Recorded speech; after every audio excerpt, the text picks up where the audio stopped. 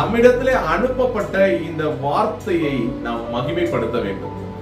இந்த அப்போஸ்தலர் 13 சொல்லப்படுது பாருங்க, 26வது வசனம்.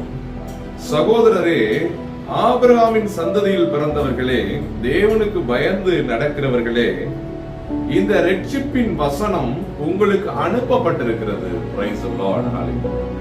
இந்த ரட்சிப்பின் வசனம் உங்களுக்கு அனுப்பப்பட்டிருக்கிறது. Hallelujah.